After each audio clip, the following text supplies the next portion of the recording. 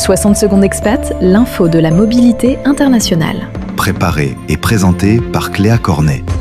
Depuis le 14 février dernier, un Français est détenu au Sénégal pour acte contre nature. Il s'agit d'un ingénieur d'environ 30 ans qui résidait à Dakar et qui a été arrêté chez lui, plus précisément pour acte contre nature, association de malfaiteurs, blanchiment de capitaux et tentative de transmission du VIH lors d'une vague d'arrestations.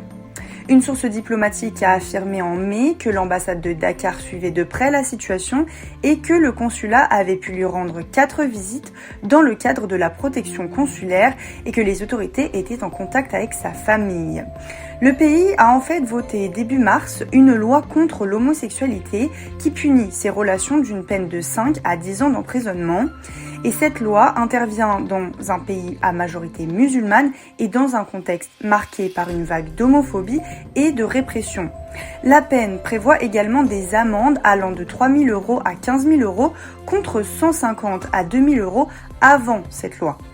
Et le vendredi 29 mai, c'est au Ghana, un autre pays d'Afrique, pays à majorité chrétienne, que le Parlement a adopté une nouvelle loi anti-LGBT+, très répressive. Pour rappel, dans le pays, les relations homosexuelles étaient déjà interdites par une loi datant de l'ère coloniale, mais jusqu'ici, il n'y avait eu aucune condamnation pour ces motifs. L'info de la mobilité internationale À retrouver en podcast sur fdlm.fr.